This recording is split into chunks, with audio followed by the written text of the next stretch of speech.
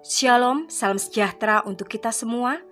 Bacaan harian untuk Bakti Wanita Advent se-Uni Indonesia Kawasan Barat tahun 2025 diambil dari buku He Knows My Name. Dia tahu namaku.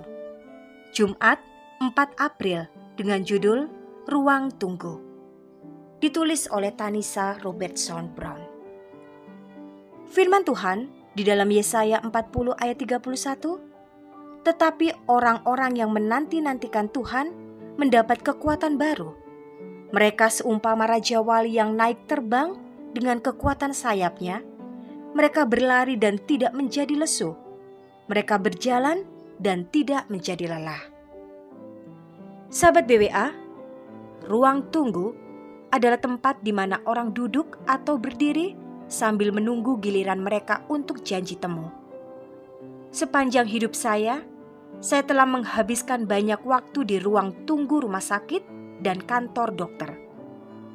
Ruang tunggu adalah tempat yang menarik dan seringkali ada berbagai emosi yang harus dihadapi saat menunggu.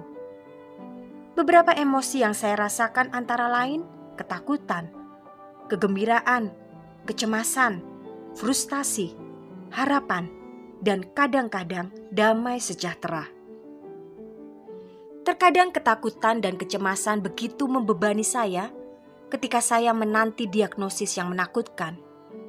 Di waktu lain, kehamilan membawa kegembiraan dan harapan. Saya yakin Anda pun bisa mengingat pengalaman di ruang tunggu yang memicu rasa frustasi karena lamanya waktu menunggu, kekecewaan terhadap staf medis, atau frustasi karena beban finansial besar yang harus Anda hadapi. Hidup kadang-kadang terasa seperti ruang tunggu. Kita merasa seolah-olah berada di ruang penuh penantian, menanti apa yang akan Tuhan lakukan selanjutnya dan bagaimana Dia akan memperbaiki keadaan hidup kita yang rusak. Terkadang kita menunggu dengan cemas, takut, bahkan tidak sabar. Namun hari ini, saya ingin mengajak Anda untuk menanti dengan sabar dan rendah hati. Bapa Surgawi kita melihat, mendengar, dan mengetahui setiap detil dari situasi yang kita hadapi. Dan Dia sedang menyelesaikan keadaan kita demi kebaikan kita di dunia ini, terlebih lagi demi kebaikan kekal kita. Sahabat BWA yang dikasihi Tuhan, saat ini saya sedang berada dalam musim ruang tunggu dalam hidup saya dan kerap tergoda untuk menjadi tidak sabar.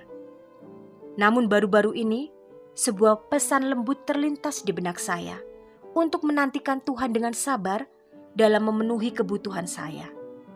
Setelah menerima pesan itu, hati saya dipenuhi dengan kedamaian yang luar biasa. Yesaya mengingatkan kita untuk menantikan Tuhan dan menjanjikan bahwa Dia akan memberi kekuatan ketika kita lelah. Itu adalah kabar baik. Saudariku yang terkasih, saat Anda merenungkan ujian hidup ini dan bertanya-tanya, bagaimana serta kapan Tuhan akan membebaskan Anda dari masalah tersebut? Ingatlah untuk menanti dengan sabar. Sebab Dia akan mendatangkan kelepasan pada waktu yang telah ditentukannya. Mari kita bersama-sama menantikan Tuhan dengan sabar. Selamat beraktivitas. Kiranya Tuhan memberkati kita semua sepanjang hari ini.